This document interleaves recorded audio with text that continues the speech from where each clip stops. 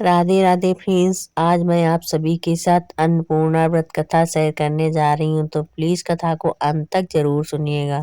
एक समय की बात है, काशी निवासी धनंजय की पत्नी का नाम सुलक्षणा था। उसे अन्य सब सुख प्राप्त थे, केवल निर्धनता ही उसके दुख का एकमात्र कारण थी। यह दुख उसे हर समय सताता रहता था। एक दिन सुलक्षणा पति से बोली, स्वामी आप कुछ उगम करो तो काम चले। इस प्रकार से कब तक काम चलेगा?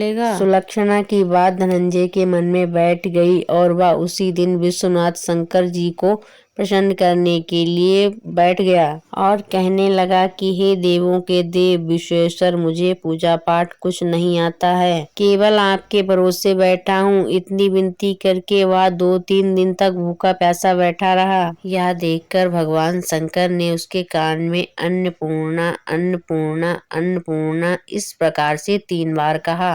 यह कौन है, क्या कह गया? इसी सोच में धनंजय पड़ गया कि मंदिर से आते ही ब्राह्मणों को देखकर पूछने लगा, पंडित जी अन्नपूर्णा कौन है? ब्राह्मणों ने कहा, तू अन्न छोड़ बैठा है, सो तुझे अन्न की ही बात सूझती है।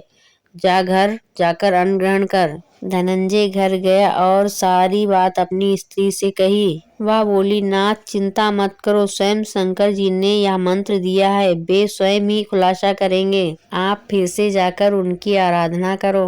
धनंजय फिर जैसे का तैसा पूजा में बैठ गया।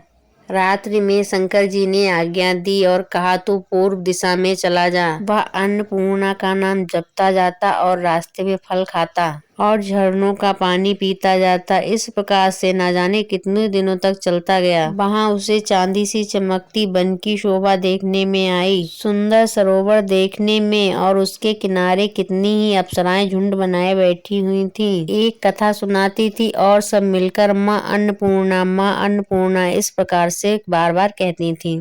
यह अगहन महीना यानी कि मार्गशीर्ष मास की उजेली रात्रि थी और आज से ही व्रत का आरंभ था। जिस शब्द की खोज करने वह निकला था वह उसे वहां सुनने को मिला। धनंजय ने उनके पास जाकर पूछा, हे देवियों, आप यह क्या करती हो? उन सब ने कहा, हम सब माँ अन्नपूर्णा का व्रत करते हैं। धनंजय ने पूछा, व्रत पूजा करने से क्या होता है? यह किसी ने किया भी है? इसे कब किया जाए? कैसा व्रत है और कैसी विधि है? मुझे भी विस्तार पूर्वक बतलाओ। वे कहने लगी, इस व्रत को सब कोई कर सकता है।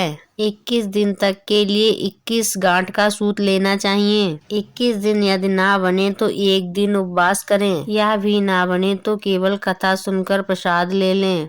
व्रत रहकर कथा कहें। कथा सुनने वाला कोई ना मिले तो पीपल के पत्तों को रख, सुपारी या घृत कुमारी, गुबार पाठ वृक्ष को सामने, दीपक को साक्षी कर, सूर्य, गाय, तुलसी या महादेव को बिना कथा सुनाए मुख में दाना ना रखें। यदि भूल से कुछ पड़ जाए तो एक दिवस फिर उपवास करें। व्रत के दिन क्रोध ना करें और झूठ ना बोलें। धनंजय बोला, इस व्रत को करने से क्या होगा? वे कहने लगी, इसको करने से अंधे को नेत्र मिले, लूले को हाथ मिले, निर्धन के घर धन आए, बांझ को संतान मिले, मूर्ख को विद्या आए। जो जिस कामना से व्रत करता है माँ अन्नपूर्णा उसकी सभी इच्छा पूरी करती हैं। धनंजय कहने लगा, बहनों, मेरे पास भी धन नहीं है, विद्या नहीं है, कुछ भी तो नहीं है। मैं तो दुखिया ब्राह्मण हूँ। मुझे इस व्रत का सूत दोगी? हाँ भाई, तेरा कल्याण हो, हम तुम्हें अवश्य देंगे। ले, इस व्रत का मंगल सूत ले।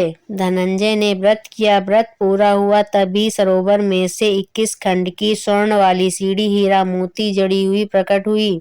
धनंजय जय माँ अन्नपूर्णा कहता जाता था। इस प्रकार कितनी सीढ़ियां उतर गया तो देखता है कि करोड़ों सूर्य से प्रकाशमान अन्नपूर्णा माँ का मंदिर है। उसके सामने स्वर्ण सिंहासन पर माँ अन्नपूर्णा विराजमान है। सामने भिक्षा हेतु शंकर भगवान खड़े हैं। देव कन्याएं चमर डुलाती हैं। इतनी हथियार बांधे पहरा देती हैं। धनंजय दौड़कर माँ अन्नपूर्णा के चरणों में गिर गया। देवी उसके मन के कलेश को जान गई। धनंजय कहने लगा, माता, आप तो अंतर्यामी हो, आपको अपनी दशा क्या बताऊं? माता बोली, मेरा व्रत किया है, जा, संसार तेरा सत्कार करेगा। माता ने धनंजय की जीभा पर बीज मंत्र लिख दिया। अब तो उसके रोम रोम में विद्या प्रकट हो गई। इतने में वह क्या देखता है कि वह काशी विश्वनाथ के मंदिर में खड़ा है। माँ का वरदान लेकर धनंजय घर आया और सुलक्षणा को सारी बात बताई। माता जी की कृपा से उसके घर में संपत्ति उमड़ने लगी। उसका छोटा सा घर बहुत बड़े घरों में गिना जाने लगा। जैसे शहद के छत्ते में मक्खियाँ जमा होती हैं, उसी प्रकार सगे संबंधी आकर उसकी बड़ाई करने लगे। कहने लगे, इतना धन, इतना बड़ा घर, सुंदर संतान नहीं तो इस कमाई का कौन भोग करेगा। सुलक्षणा से संतान नहीं है, इसलिए तुम दूसरा विवाह कर लो। ना इच्छा होते हुए भी धनंजय को दूसरा विवाह करना पड़ा और सती सुलक्षणा को सौत का दुख उठाना पड़ा।